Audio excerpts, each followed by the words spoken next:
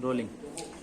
बरेली के हमारे सबसे लोकप्रिय निवर्तमान मेयर महापौर जी आदरणीय उमेश गौतम जी के आदरणीय पिताजी श्री के गौतम जी आज हमारे साथ हैं। आइए उनसे बातचीत करते हैं और चर्चा करते हैं कि उन्हें अपने जो गौतम जी हैं उनके पुनः जो मेयर का टिकट मिला है उनका उसको लेकर वो क्या कहते हैं, उनकी सोच क्या कहती है। सर बहुत बहुत स्वागत है आपका हमारे चैनल में।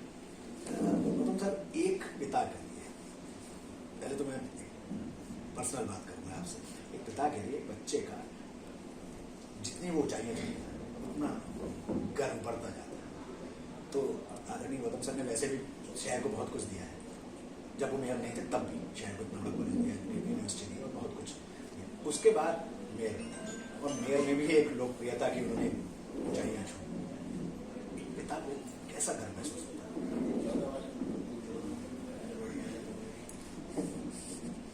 मेरे विचार से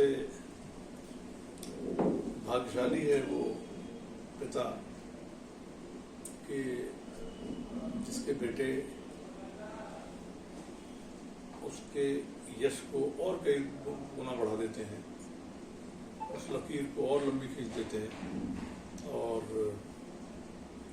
उमेश जैसा पुत्र बहुत भाग्यशाली लोगों को मिलेगा कि वो जितना अच्छा काम करता है फील्ड में, उससे ज़्यादा सेवा अपने परिवार की, अपने माता पिता की, अपने भाई बहनों की करता है। ये गुण बहुत जबरदस्त है इसके अंदर। अपने खाने का निवाला भी किसी को दे सकता है। तो ये चीज़ें बहुत कम बच्चों में हैं और इससे बच्चों को सीखना चाहिए। और बाकी मैं यही कह सकता हूँ, तुम्हारी शख्सियत से ये सबक लेंगी नई नस्लें। तुम्हारी शख्सियत से ये सबक लेंगी नई नस्लें। अपनी मंजिल वही पहुंचा है जो अपने पांव चला है। कुछ तो मिटा देते हैं नाम खानदानों का, कुछ का नाम लेकर पूरा गांव चला है। तो उमेश गौतम की वजह से ये हमारे भाई बैठे हैं, शिव कुमार जी, हमारे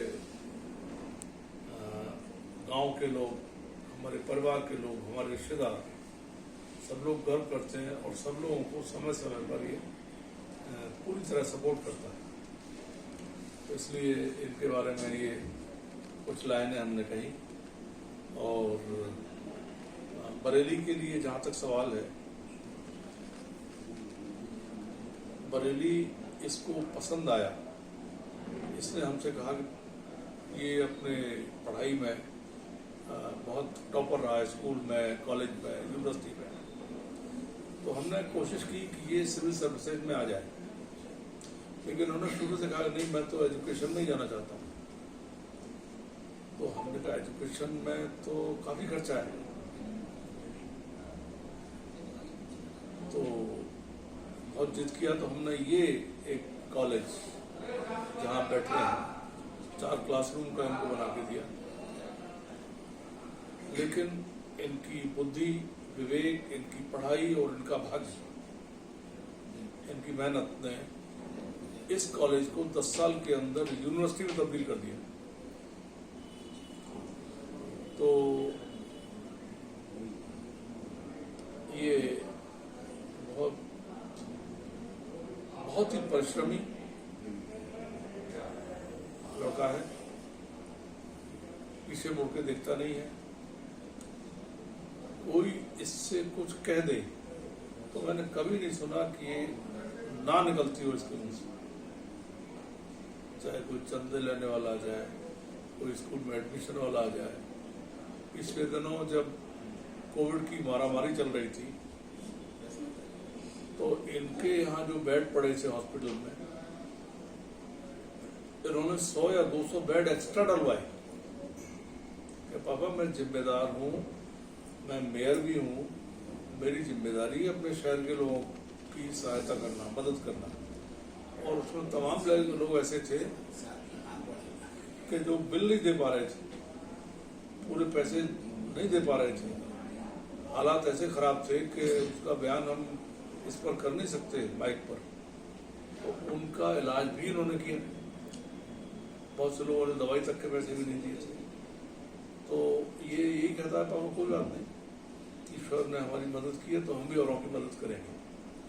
ये भावना इनको आगे लेके जा रही है। और जब मेयर बनने के बाद इन्होंने शहर में काम शुरू किया तो तमाम अतिक्रमण थे, लोगों ने सड़कें घेरी हुई थी। तो मोदी साहब ने इनको बुलाया, प्रधानमंत्री जी ने, फोटो आपने देखा ही होगा। तो मैंने इससे कहा, मैंने तुम ज्यादा तोड़ फोड़ करोगे तो शायद लोग नाराज हो जाएंगे, तुमको आइंदा वोट नहीं देंगे। तो ये बात इन्होंने मोदी साहब से कह दी कि हमारे पापा ये कहते हैं कि ज्यादा तोड़ फोड़ करोगे तो तुम्हें वोट नहीं मिलेगा। तो मोदी साहब ने इनका उलट दी बात हमारी। उनका तुम जितना कर रहे हो, तोड़ फोड़ करके अतिक्रमण हटा रहे हो, इसको और ज्यादा तेजी से करो। 3% लोग नाराज होंगे, लेकिन जो पूरी जनता निकलती है सड़क से वो खुश होगी। तो 3% जो लोग अवैध अतिक्रमण किए उनकी परवाह मत करो। फिर उन्होंने और PAC लेकर शुरू कर दिया। तो लेकिन अब बहुत सी सड़कें चौड़ी हो गई, नाले सीवर ठीक हो गए, और मैंने तो देखा इतना काम किया है, इतना काम किया है, उसके लिए भी मुझे गर्व महसूस होता है कि जिस जगह पर ये गए उसको जस्टिफाई किया, अपनी पोस्ट को जस्टिफाई किया। जो खंडर टाइप की बिल्डिंग थी उसको बदल दिया, मेयर ऑफिस को पूरा चेंज कर दिया।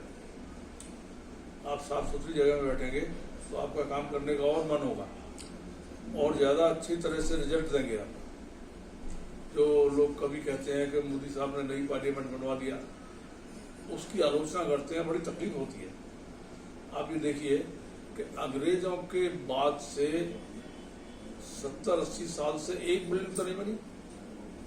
अब एक व्यक्ति बिल्डिंग बना रहा है, उसमें घिच-पिच में पार्लियामेंट के मेंबर्स बैठते थे, अब सारे ऑफिसेज बन रहे हैं, उसमें आराम से काम करेंगे, काम करने का माहौल होगा। तो कभी कभी अच्छे काम की भी आलोचना करते हैं लोग, वो तकलीफ दे है। किसी भी पार्टी में हो, आप कहीं भी काम करते हो, लेकिन कोई व्यक्ति अगर अच्छा काम, विरोधी भी कोई अच्छा काम कर रहा है तो उसकी तारीफ होनी चाहिए। तो मैं ही समझता हूँ इन्होंने ऑफिस बना के, वहाँ बैठने की जगह बना के, वहाँ वो बहुत अच्छा काम किया। शहर में सफाई व्यवस्था बढ़ाई, लाइटें बढ़ाई, कितनी तमाम मेरे ख्याल से लाखों LED लगा दी।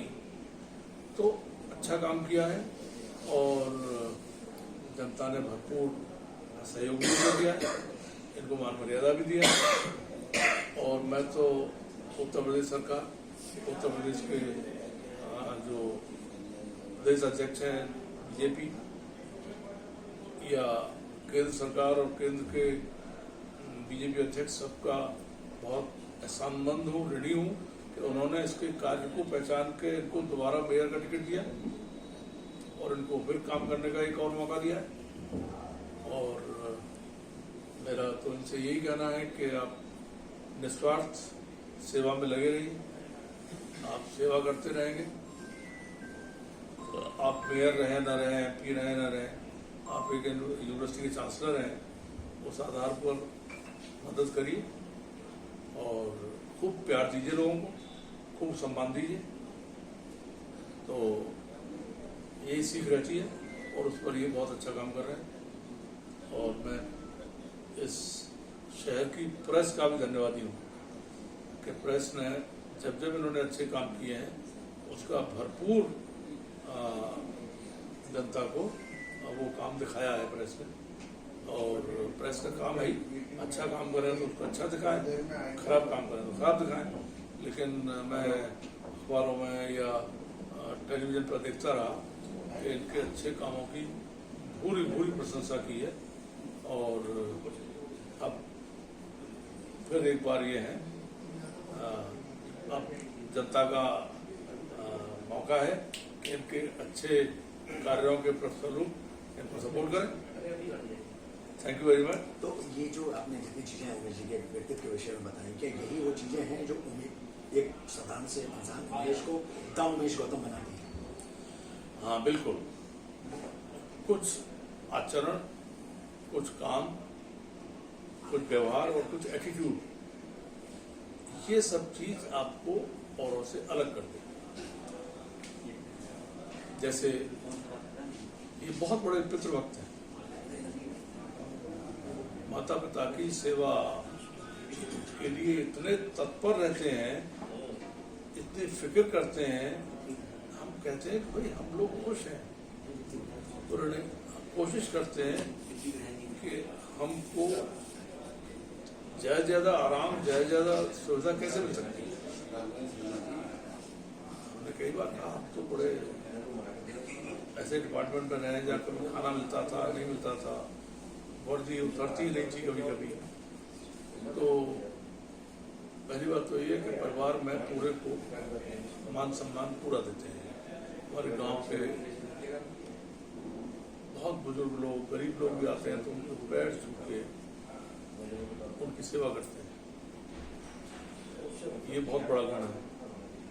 और जनता की सेवा में तो ये कोई कसर छोड़ते ही नहीं है। एक दिन मेरे पास एक फोन आया कि मैं यहाँ पोस्टेड रहा हूँ, 3 साल को पाल रहा हूँ, बहुत बड़ा टाइम गुजरा है। तो एक कॉलोनी के लोगों का फोन आया था एक दिन कि साहब हमारी कॉलोनी में इतना बारिश हुई थी उन दिनों, सड़क भी टूट गई है, बह गई है, और लाइट के खंभे ही गिर गए, और इतने इतने बिजली पानी में निकल के घर जा रहे हैं, बच्चे बड़े परेशान हैं। तो मैंने कहा आप कल 11 बजे मिलिए। तो मैं उसको फोन किया तो वो लोग आके मिले। इन्होंने आवड़ा कमिश्नर को बुला के, आ जाओ, कमिश्नर, पुलिस कमिश्नर को बुला के और टीम को बुला के सारी बातचीत किया। बातचीत के बाद उनको आदेश दिया कि ये काम कल से शुरू होना है। मुझे बताया गया कि 26 लाख रुपए सैंक्शन कराए, सड़क दूसरे दिन बननी शुरू हो गई, बिजली के खंभे लगने शुरू हो गए, और उनके बड़े मेरे पास टेलीफोन आए कि साहब इतनी तेजी से काम तो हमने सुना ही नहीं कि इतनी जल्दी हो सकता है। तो बड़ा के काम किया, तुरंत काम किया, तुरंत सुनवाई की। ये वर्किंग होना चाहिए। जैसे ये उम्मीद की बात होगी, एक पिता के मुझे हो सकती है, लेकिन हम हमेशा से अपने पिता करते रहे हैं, कुछ गलतियां करती है। एक पिता ही सबसे बड़ा आलोचना करता है। ऐसी कौन सी चीज आपको लगती है उनके व्यक्तित्व में जो कहीं ना कहीं कमी के रूप में, जिसको इनको उसमें सुधार की आवश्यकता है? ये आवश्यकता असल में जब कुछ गुण आते हैं ना, तो कुछ कमी रह जाती है अक्सर। ये बहुत अच्छा काम करते हैं तो पिछले दिनों कभी कभी गुस्सा आ जाता है। मैं क्रोध का हमेशा से विरोधी रहा हूँ। एज पुलिस अफसर भी मुझे याद नहीं है कि मैंने गाली दी और मैंने किसी की हड्डियां तोड़ी हो, एकदम गिरफ्तार कर लिया हमने। इसकी हद तोड़ने से क्या हुआ? तो मैंने इनको ये कहा कि आप इसको कंट्रोल कर दीजिए, बिल्कुल गुस्सा नहीं रखें। क्रोध की जीवन में कोई जगह नहीं। क्रोध से क्या होता है, जो समझाया हमने कि 200 से ज्यादा बीपी बढ़ जाए, दिमाग पर कंट्रोल नहीं जाएगा, क्या कहना है आपको ध्यान नहीं रहेगा। तो उन्होंने उसको बहुत हद तक कंट्रोल किया। मैंने अब आप पहले तो आप चांसलर, बहुत बड़ी बात है, और उसके बाद अब आप पब्लिक लाइफ में आ गए। तो मुझे बड़ी खुशी है कि इन्होंने इस समस्या पर काबू पा लिया। और मैं तो यही कहूँगा सभी लोग इसको कंट्रोल करना, जल्दी रिएक्ट करना। जो आप बोल जाते हैं ना, वापस नहीं आता, तो बोलने से पहले सोचना जरूरी है क्या बोलना है। तो बाकी इनके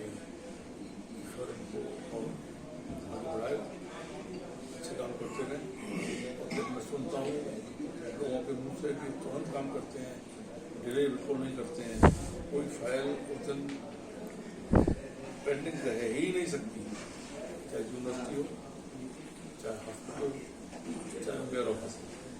ये अच्छी बात। और आपने इतना टाइम दिया, मैं आपका भी धन्यवाद करता हूँ। सर आपने हमारे शहर के प्रथम दर्जे जी के की बहुत सारी खूबियों और एक छोटी सी कमी के विषय में हमें अवगत कराया। आपका बहुत बहुत आभार, बहुत बहुत धन्यवाद। कहते हैं कि एक पिता एक बच्चे के लिए मार्गदर्शक भी होता है और सबसे बड़ा आलोचक भी होता है। अगर दूसरे शब्दों में समझा जाए तो कैसे होते हैं पिता? कि दुखों की भीड़ में जो छतरी बन तनते हैं, घर के दरवाजे पर नजर बट टू बट टंगते हैं, समेट लेते हैं सारा अंधेरा खुद के भीतर और खुद आंगन में एक दीपक बनकर जलते हैं। ऐसे होते हैं पिता, ऐसे होते हैं पिता। हमसे जुड़े रहने के लिए बहुत बहुत धन्यवाद, बहुत बहुत धन्यवाद।